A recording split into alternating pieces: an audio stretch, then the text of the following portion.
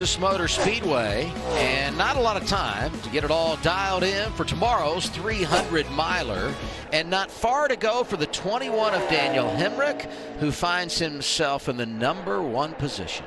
It got hot the second session. I mean, it is very heated up here. That's 10-4. Remember, dude, it's got a lot hotter. Okay, we gotta keep that in mind for tomorrow. Okay. Yeah, copy that. Copy that.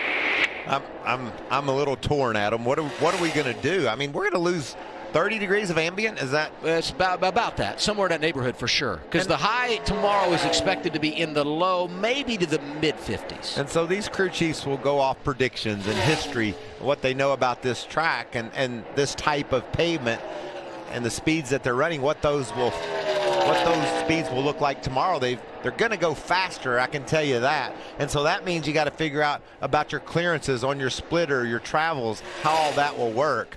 It'll certainly be interesting to see with a high tomorrow of 49, and we're right around 80 now. That's significant. We're on board with Ryan Truex.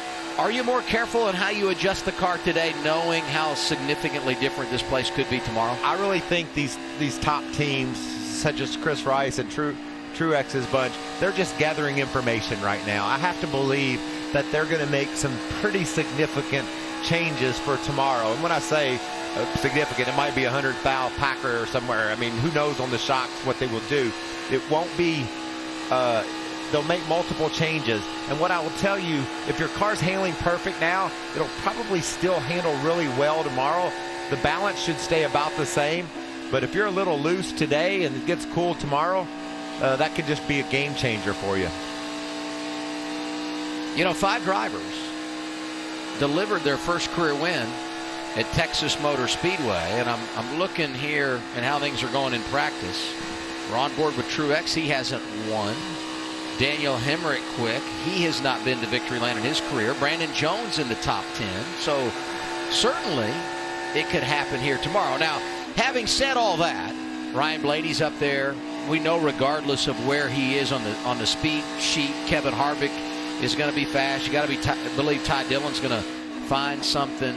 It's not going to be easy, but the possibility exists. We could add a 6th name to that list of drivers that won for the first time in their career at Texas Motor Speedway. Also, another possibility exists, Adam, that with the changing weather and these teams starting off tomorrow on that colder track, we could see a caution fest. We've seen a lot of green flag racing here in recent history, but we could see with these guys trying to get the cars under them in the different conditions tomorrow, we can see a lot of action. Well, you know, Tim Duggar voiced a piece for us yesterday on NASCAR Race Hub, and he talked about that first ever race here back in 1997.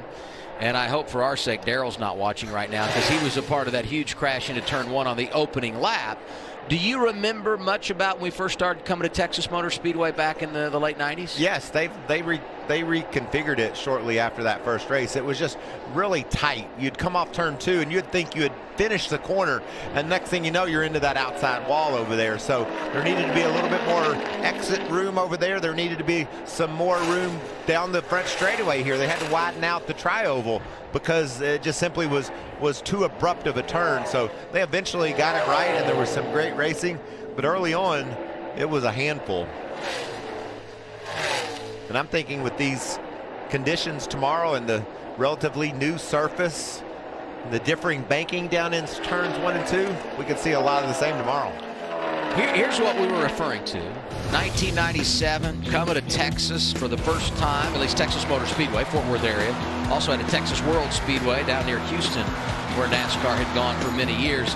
And this was the mess. And it was a who's who of big name drivers, Hall of Famers, that found themselves out of this race before it really even began. Dale Earnhardt involved as well.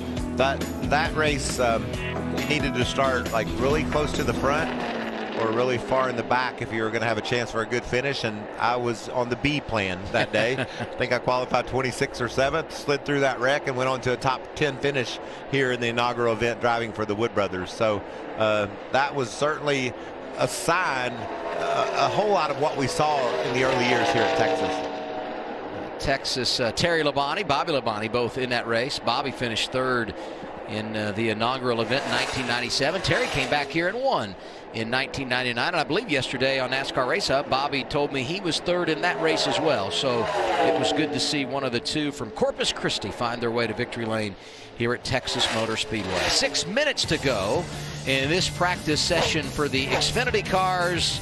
Hemrick still out front.